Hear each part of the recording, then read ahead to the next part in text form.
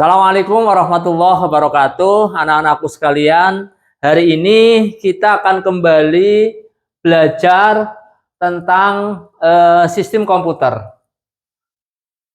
Jadi ada 3 sistem komputer yang akan kita pelajari bersama. Yang pertama adalah kita akan mengetahui secara penuh tentang yang namanya hardware. Hardware itu apa? Hardware itu adalah komponen komputer yang bisa dilihat dan diraba secara langsung atau berbentuk nyata. Nah, kalau kita melihat bagian-bagian dari hardware ini, ya, kita bisa melihat ada 3 bagian dalam hardware. Yang pertama adalah bagian input, kemudian yang ada di dalam CPU, kemudian output. Jadi input ini terutama adalah bagian yang bisa kita lihat yang itu berada di luar CPU. Contohnya ada keyboard, ada mouse, kemudian kamera dan video shooting.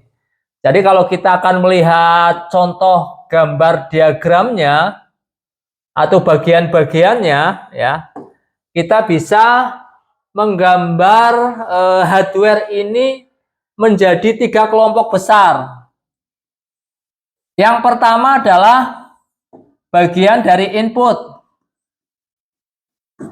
Kemudian hardware yang kedua adalah bagian yang berada di dalam CPU. Ya, di dalam CPU ini bisa kita bedakan menjadi 3 bagian. Yang pertama adalah perangkat proses. Kemudian yang kedua adalah penyimpanan.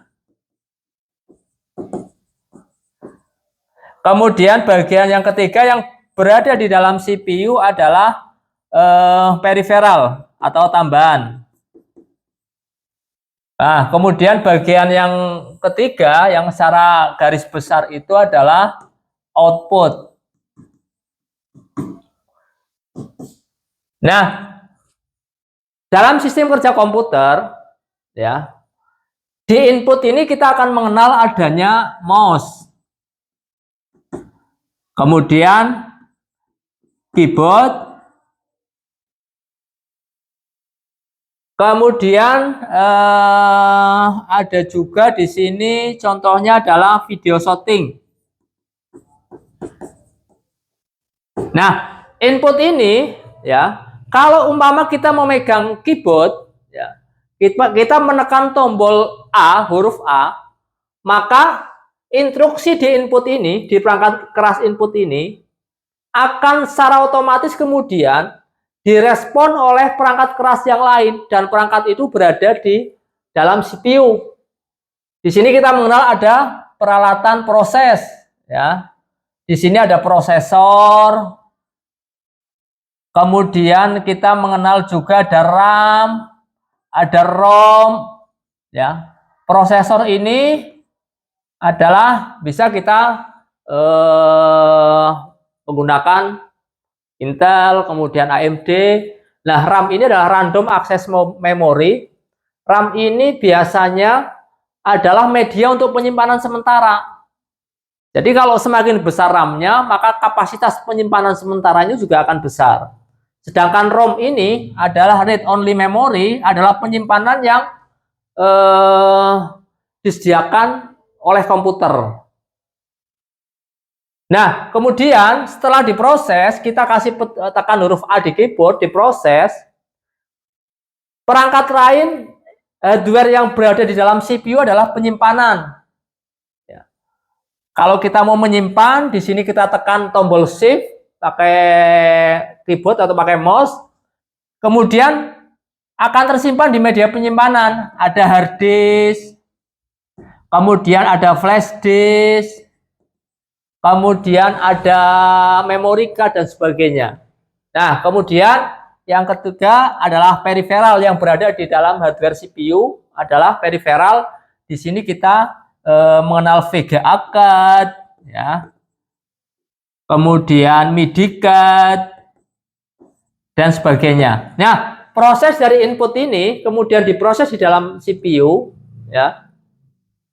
Kemudian outputnya akan muncul, outputnya, perangkat keras outputnya.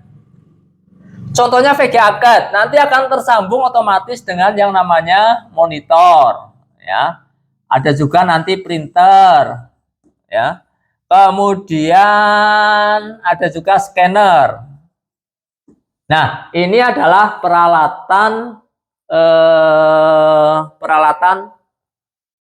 keras, ya, hardware. Nah, kita kembali ke sistem komputer. Kita tadi mengenal hardware. Nah, sistem komputer yang kedua adalah software, ya, atau perangkat lunak, sekumpulan data elektronik yang tersimpan dan diatur oleh komputer berupa program. Kemudian yang ketiga, dalam sistem komputer itu adalah user, adalah manusia yang terlibat dalam mengoperasikan serta mengatur sistem di dalam komputer. Jadi perangkat kerasnya ada, perangkat lunaknya ada, nah juga ini adalah tinggal pemakainya. Itu barangkali sebagai pengantar kita dalam memahami sistem komputer. Untuk materi yang lain terkait dengan software, user, akan kita bahas di pertemuan selanjutnya. Assalamualaikum warahmatullahi wabarakatuh.